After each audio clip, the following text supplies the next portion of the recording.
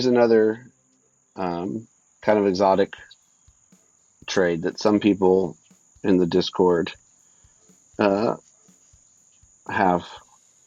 Okay, that makes sense. Uh, have put on, and I'm glad the wizard's here because the wizard, I think, is in some ways the chief idea generator with some of these that some people have used. I never traded this. I know other people did, but this is an idea that instead of selling premium on a 0 day, what happens if we did a calendar, a double calendar on a 0 day? And so what this is on 0 day, we are going to put 9:35 a.m. every day that there's a 0 and 1 expiration. We're going to sell a 25 delta put. We're going to buy a put with the same strike that's 1 day farther out. We're going to sell a call, 25 delta call. We're going to buy a call that's 1 day out of the same strike, thus making it a double calendarizing it.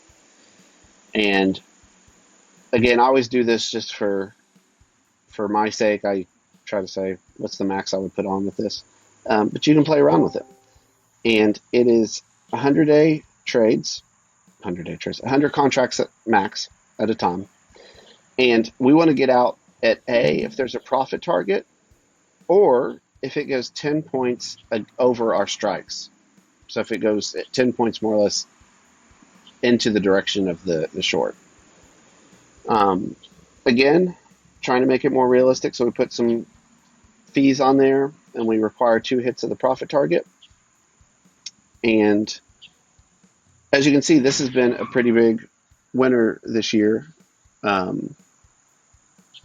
with a drawdown towards the end. But it's worth trying to figure out why would have there been a drawdown towards that. So let's dig into that real quick.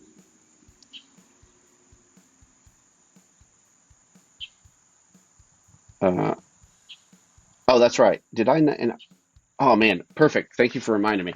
So I saved this and then I reran it with that, and I did not put that on there. That's right.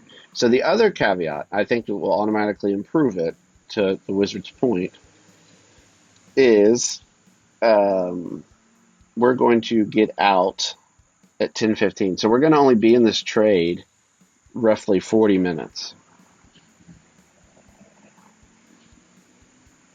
That's right. I haven't even tested it. That's perfect. So much better, right? I'm going to replace this immediately.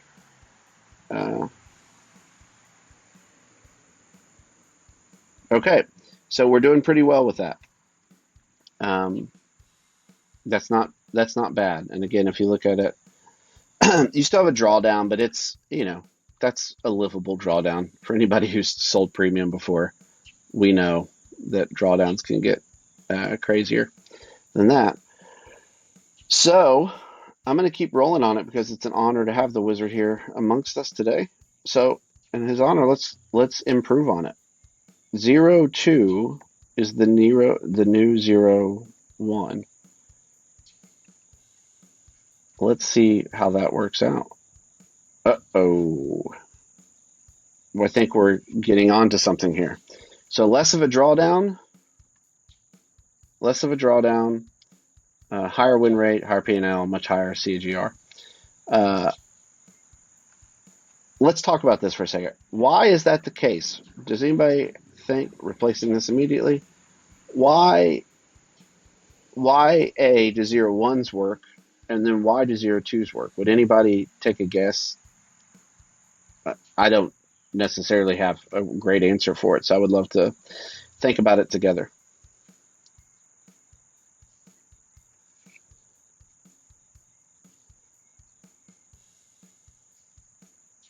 Any thoughts about why a 0-day double calendar works well in this market?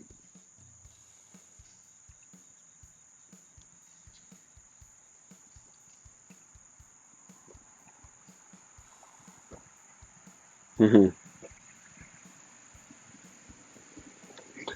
I think that's all of those correct. We will have a test after class. I personally think I would be a cool teacher, but then I don't know if I would. Having tests after class would not make you a cool teacher. Uh, Joseph, high VIX, the wizard, because we're moving over from contango to backwardation. Yes, and that's a great segue, and this is why we do these things every day. What does that mean? What does contango mean? What does backwardation mean? Anybody want to type it out or put it in? As options traders, it's something that we should definitely be aware of when we're trading. So it'd be a good, if you're a beginner, feel no guilt for not knowing that yet. This is why we do these things, so we can learn together.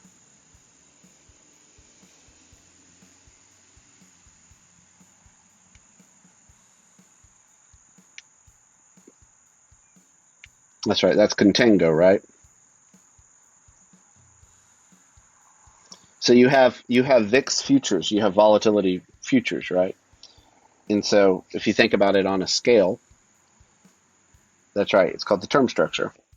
You have, yep, good job, Emer. That you have in general contango, where the back month in a perfect world, you think about it. So think about volatility. What is volatility?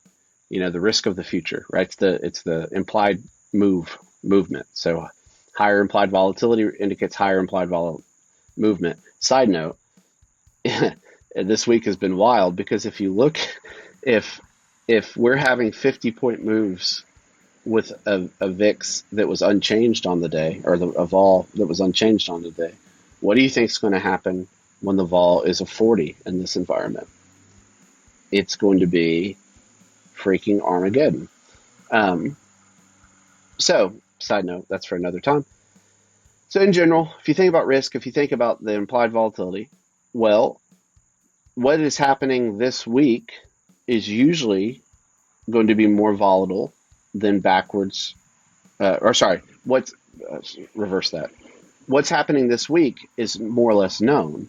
What is happening in the future is unknown.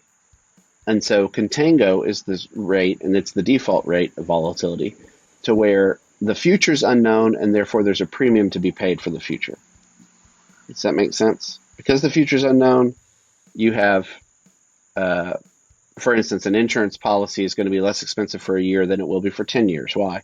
Because you might start smoking cigars in 5 years. Who knows? There's all sorts of different things that could happen. And so it's more expensive. There's a premium. Well, if you look at things like COVID, it was a perfect example of this. It's happened a ton since then. It happens quite a bit, where we go into a state of backwardation.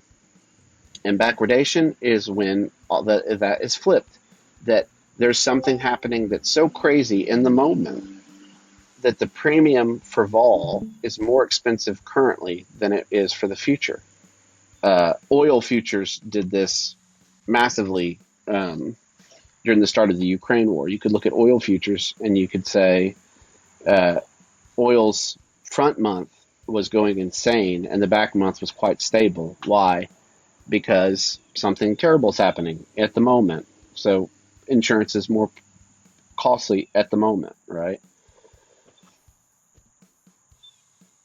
So the idea of moving from contango to backwardation on these little movements per day of a DC, a double calendar, is the idea that your premium is decaying at a faster rate, right? While at the same time, your back month option, which is just one day further out, is holding its value and or, quite often the case, increasing in value, making calendarized spreads a really, really tempting trade in this environment that you could even do on 0 day. That's why we call them joking exotic. That was a long-winded answer for it, but anyway, I hope that helps at all with it.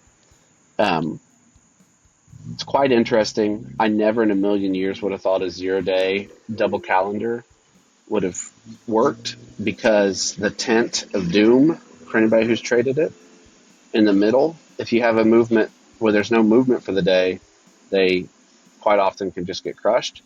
But we have not had that this year. We have not had a lot of days where there's been little movement. And so, to the point of the test, it seems to work pretty well. So, I'm going to save that, and I've already saved it, saving it again, and I'm going to share this just so you can play around with it and look at it.